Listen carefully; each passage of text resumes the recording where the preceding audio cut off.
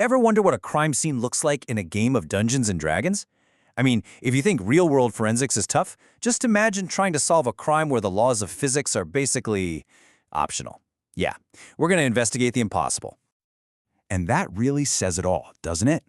In a world like this, the rules of reality are more like friendly suggestions. And for an investigator, that changes absolutely everything. All right, so first things first. Any investigator is going to look for signs of a struggle. But in this case, the evidence tells a story that science just can't explain. This is the perfect way to think about it. Here, in our world, an investigator finds gunshot residue. Standard stuff. But in a D&D world, nope, they're looking for the telltale sign of a fireball spell. A perfect circular scorch mark where no normal fire would ever burn. And believe me, the physical evidence can get so much weirder. We are talking about sword cuts carved deep into a solid stone wall, or patches of magical frost right next to scorched floorboards. And my personal favorite, you find these enormous claw marks from some creature that was physically way too big to have ever fit inside the room. How do you explain that? But it's not just about what you can see.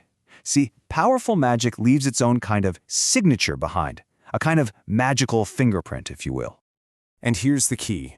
Every single spell that's cast leaves behind a trace, this energy called arcane residue. Now, for an investigator who knows what they're doing, maybe they can cast Detect Magic. This residue is more revealing than DNA. You can analyze it, figure out not just that magic was used, but what school of magic it came from. And that tells you exactly what kind of power you're dealing with. And we're not talking about some vague general glow. Different types of magic leave very distinct clues. You might see a sickly purple shimmer just hanging in the air. That's necromancy. Or you could feel this pulsing warmth from where an evocation spell went off. You might even find faint flickering runes on the floor, marking the exact spot where somebody teleported away. Okay, so the evidence we've seen so far has been strange, for sure. But now we are heading into the realm of the truly impossible. These are the clues that seem to just flat-out contradict reality itself. Just picture it. You break into a room, sealed from the inside. Nobody's there, but right in the middle of the floor is a fresh, undisturbed pool of blood. So the first, most obvious question is, where's the body? Was it disintegrated, teleported away? Was there even a body to begin with? It's the ultimate locked room mystery, but with a magical twist. Or, hey, let's flip it around. This time you have the victim, but after a full examination, there's nothing. No wounds, no poison, no physical signs of trauma at all. So now the question is, what actually killed them? Was it a curse that just stopped their heart? A psychic attack that shattered their mind? In cases like these, you realize the weapon wasn't physical, it was arcane. Now, we've been assuming this whole time that the perpetrator is, a person. But in a world like this, that is a very, very dangerous assumption to make. Because just like wizards, monsters leave their own clues. You might find those giant paw prints from a beast that couldn't have possibly squeezed into the room. Or maybe a glowing, sticky slime trail left behind by a gelatinous cube. Even a single strange feather could be the one clue that tells you you're hunting a magical beast, not a person. Sometimes, a crime isn't just a random act of violence. Sometimes, it's a ceremony. And when dark magic gets involved, the clues get deeply unsettling. This is where the whole scene can take a really sinister turn. You might find a broken summoning circle, which suggests something was called here, and then it got out. You see runes on the floor, painted in blood, candles just floating in midair, casting this strange, cold light.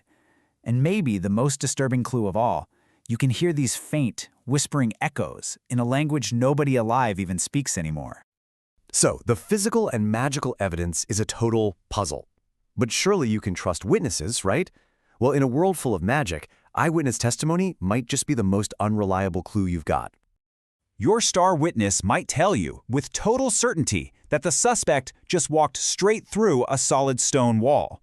So, was it a ghost? A wizard with a spell? Or just a really convincing illusion? Or, what about this? Another witness says they saw the culprit leave, but as she walked away, her shadow stayed behind. It just didn't move. Now that is a pretty sure sign you're dealing with something supernatural. And of course, you've got the classic magical getaway.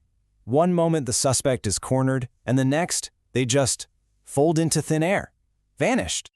The thing is, you simply cannot trust what anyone thinks they saw.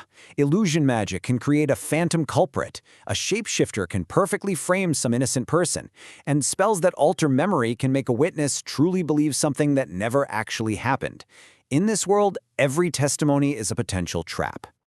So when you put it all together, the impossible physics, the magical fingerprints, the monstrous culprits, and the witnesses you can't trust, you're left with one big takeaway. In fantasy forensics, the truth is never, ever simple. So let's just put it all on the table.